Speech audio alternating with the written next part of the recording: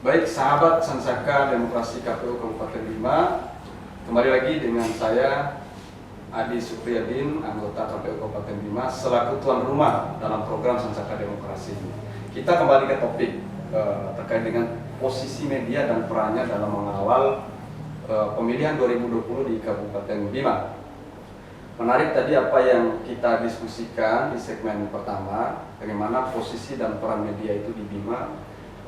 Disampaikan oleh Bang Gun dan Bang Pian sesungguhnya masih jauh dari apa yang diharapkan oleh publik, terutama dalam menyampaikan pemberitaan yang bersifat edukatif dan mendidik bagi masyarakat atau para pembaca, baik media cetak dan media daring atau media online yang dikategorikan dalam peraturan KPU itu, bahwa media daring masuk di dalamnya adalah media online. Nah, sekarang yang menjamur itu adalah media online, Bang Gun dan Bang Pian.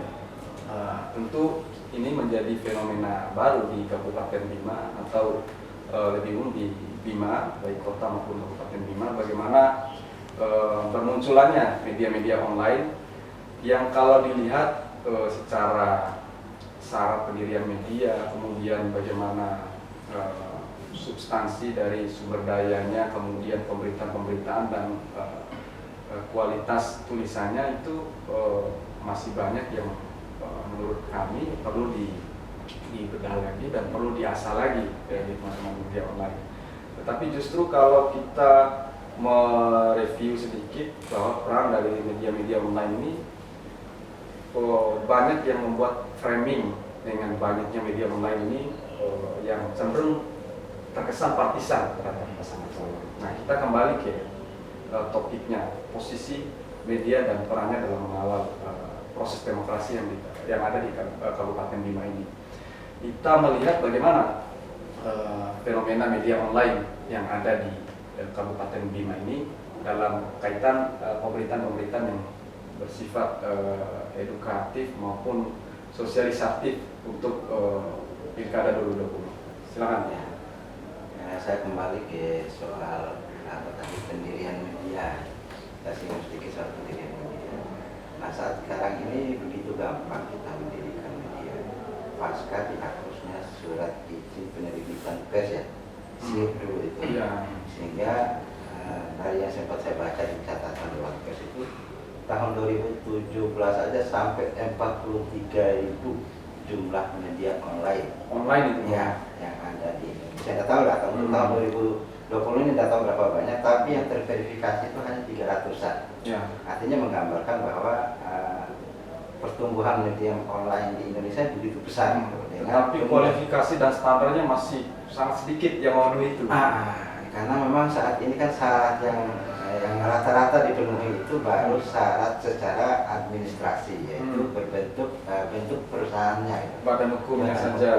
Ya, tapi untuk syarat-syarat yang lain itu seperti yang sempat saya lihat itu ada 17 syarat sebenarnya harus dipenuhi oleh perusahaan pers gitu. Baru dinamakan perusahaan pers. Salah satu yang palingan itu diatur di Undang-Undang Pers. Di aturan Dewan Pers. Aturan Dewan Pers itu antara lain dia harus memiliki modal untuk penerbitan awal sekitar untuk jangka waktu secara rutin itu 6 bulan. Ya, kalau untuk media cetak mungkin hitungannya sampai 60-70 juta lah. Tapi kalau online mungkin hitungannya tidak sampai segitu. Ya. Artinya media itu memang harusnya harus memenuhi syarat seperti itu. Cuma kan kenyataannya di Bima. Ya, artinya sebelum startnya itu dia harus mempersiapkan semua perangkat yang ada itu. Jangan langsung start tapi sumber daya dan segala peradannya belum siap. Sumber dana juga ya. Sumber dana tidak ada, sumber daya tidak ada. Jujur aja saya juga kaget begitu melihat ada media online. Nah, saya tidak tahu ini mereka belajar wartawan dari mana tiba-tiba jadi jumret. Ya, kita bukan meragukan kemampuan mereka, bukan. Cuma kan proses itu harus tetap dilakukan. Ya, kalau bicara tentang posisi yang kita kita start dari wartawan, naik ke redaktur biasa, redaktur pelaksana, baru ke tingkatnya selanjutnya. Ya, kalau dulu itu prosesnya sangat lama ya. Sampai belasan tahun baru sampai ke tingkat itu gitu. Nah, tiba-tiba ada media online, wartawannya tidak tahu dari mana, jadi pimpinan redaksi. Nah, sehingga tidak heran banyak ya seperti yang disampaikan Pak Adi sendiri tadi, ya hal-hal yang tidak apalah. Ya. Bang Ben sendiri, nah gimana melihat fenomena ini? Ada kan banyak macam berita-berita yang bombastis dan sensasional lah. Kalau media online itu ada namanya berita clickbait. Nah, jadi membuat orang penasaran untuk klik, tetapi sesungguhnya esensi dari beritanya jauh dari apa yang diharapkan. Silakan. Baik, iya di Bima kita lihat, saya pernah di awal ya itu bikin data sekitar tahun 2016, akhir 2016 itu jumlah media online itu masih di bawah jumlah jari ya. Jari di dua tangan ini. Di 2017 awal itu pertumbuhan kemudian naik. Jadi terus bahkan tiap minggu itu bermunculan. Jadi saya sempat membuat data media online di Bima itu. Jadi nama media online-nya, kemudian apa nama perusahaannya, kemudian siapa pimpinannya, itu saya ngecek. Itu dalam hanya waktu sekitar 6 bulan ya. Nah ini misalkan saya data itu jumlahnya 20. Jumlahnya langsung meningkat drastis. Ya, itu jumlahnya, dan mungkin kalau nggak salah sekarang perkiraan sekarang itu lebih dari 70 media online yang ada di Bima. Angka yang cukup banyak untuk ukuran Bima. Iya, untuk ukuran Bima ini luar biasa. Satu sisi ya memang ini juga masyarakat akan diuntungkan, gitu kan. Masyarakat bisa mendapat informasi lebih mudah, gitu kan. Nah, tapi kembali lagi, gitu kan. Kenapa kemudian informasi yang disajikan itu sudah diverifikasi atau tidak, sehingga itu bermanfaat untuk publik. Jadi kembali ke masyarakat sebagai konsumen yang masyarakat harus cerdas, harus menyaring lagi. Betul, masyarakat yang harus cerdas untuk kemudian memilih dan memilah. Karena tidak ada wasit. Kalau kemudian Dewan Pers jangkauannya juga terbatas, kewenangannya juga ini, kembali lagi bahwa publiklah yang kemudian harus cerdas memilih dan memilah informasi yang disajikan oleh media itu. Jadi pembaca juga harus kritis, karena kalau pembaca tidak kritis, maka pembaca itu juga bisa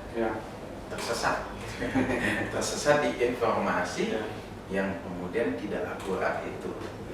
Baik sahabat Sansaka Demokrasi KPU Kabupaten Bima, sebelum nanti kita kupas sedikit soal konten-konten berita, ada banyak kan konten-konten berita itu yang juga bisa dikategorikan sebagai berita hoax, berita fake, dan berita jenis-jenis berita yang lainnya. Dan ini tentu butuh masyarakat yang cerdas untuk menilainya, mana yang berita yang dibutuhkan sebagai nutrisi dan informasi yang mencerahkan dan mana yang tidak.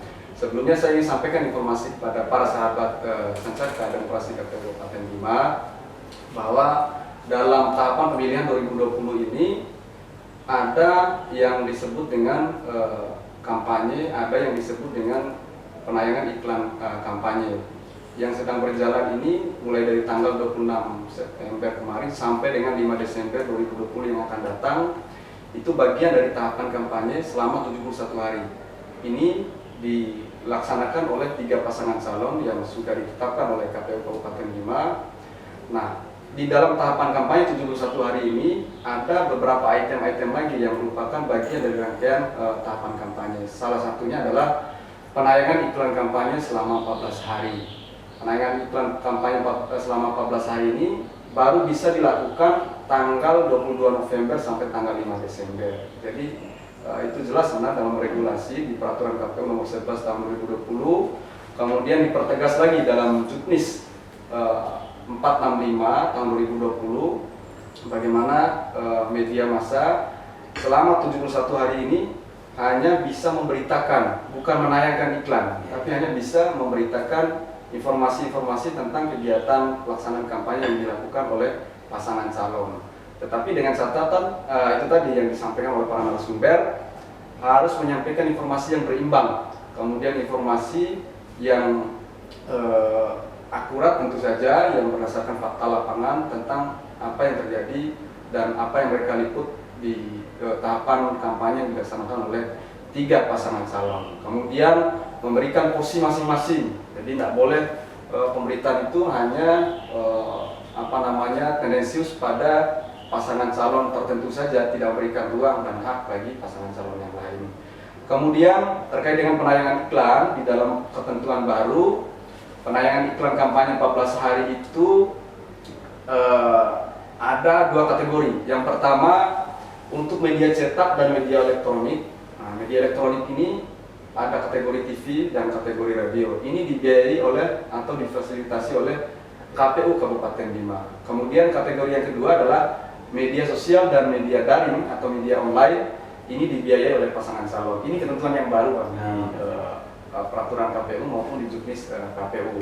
Nah, ada penegasan yang menarik juga yang tentu ini menjadi pembahasan yang dinamis juga, dan saya juga mendapat beberapa pertanyaan dari teman-teman media. Penegasan di situ untuk media daring yang dibiayai oleh pasangan calon itu harus verifikasi Dewan Pers. Nah, ini tentu butuh pandangan dari Bang Gun dan Bang Pian, apakah terverifikasi Dewan Pers ini dan bagaimana syaratnya, ketentuannya seperti apa, dan menurut Bang Gun dan Bang Pian apakah ini sudah tepat langkah yang dilakukan oleh KPU dalam merumuskan kebijakan ini, sehingga ini tentu untuk kebaikan bersama dengan tujuan dari KPU. Silakan dari Bang Gun. Ya, memang syarat verifikasi Dewan Pers ini memang harus mulai dilaksanakan, karena ini untuk bukan membatasi media sebenarnya, cuma ya kita ingin ada media yang jelas, yang diajak kerjasama tidak hanya oleh KPU. Betul, itu tidak poinnya hanya oleh KPU, tapi untuk instansi-instansi lain, sehingga karena media-media yang sudah terverifikasi ini jelas, jelas mereka bayar pajak, jelas mereka menggaji karyawannya, sehingga pertanggungjawaban anggaran penyelenggara atau pihak lembaga yang bekerja sama dengan media juga jelas ketika diaudit oleh tidak menjadi bumerang justru yang punya anggaran gitu. Artinya Bang Gun sendiri sepakat ada Sepakat, yang sepakat, sangat sepakat. Nah, itu harus dimulai. Ya, jangan sampai, bukan kita tidak tidak ingin memberdayakan media-media yang lain, cuma mereka juga harus ikut aturan yang diberlakukan, gitu. Aturan yang diberlakukan di Dewan Pers maupun di Undang-Undang Pers gitu. Nah, karena memang pilihan kita menjadi wartawan, ya kita siap dengan risikonya gitu. Iya. Aturannya sudah ada. Ya. Tinggal bagaimana teman-teman media ini mengupgrade diri terkait dengan perusahaannya maupun teman-teman sendiri. Dari Bang Pian itu gimana? Iya, Dewan Pers terakhir pernah ke Bima untuk sosialisasi tentang waktu itu temanya kalau nggak salah soal pemilu ya. Seperti yang kita bahas ini, posisi media seperti apa gitu. Nah, waktu itu juga ada pertanyaan-pertanyaan yang disampaikan oleh teman-teman di Bima, media di Bima tentang verifikasi itu. Nah, ada yang disampaikan oleh Dewan Pers waktu itu bahwa ada proses, ada tahapan. Yang terpenting adalah yang disampaikan oleh Dewan Pers itu, langkah pertama itu adalah mendaftarkan. Nah, belum lagi ada syarat administrasi. Kita berat juga Bang ya. Ya. Nah, kalau dilihat standar ini, ya, pimpinan redaksi itu harus ini sertifikasi utama. Gitu. Dia harus sertifikasi utama, di situ redaktur itu yang minimal sertifikasi media. Ya. Nah, kalau wartawan ya minimal itu sertifikasi muda. Nah, kalau tanggung jawab untuk mengupgrade badan usaha, kemudian syarat-syarat yang disampaikan oleh Bang Pian dan Bang Gun itu, siapa yang harus bertanggung jawab? Perusahaannya kah atau redaksinya yang harus bertanggung jawab terhadap? Iya, untuk syarat-syarat perusahaan ya perusahaan harus memenuhi syarat-syarat administrasi itu, gitu kan. Jadi badan hukumnya dan lain-lainnya itu kan. Karena sementara untuk SDM ini kan ada redaksi yang kemudian mengupgrade kemampuan.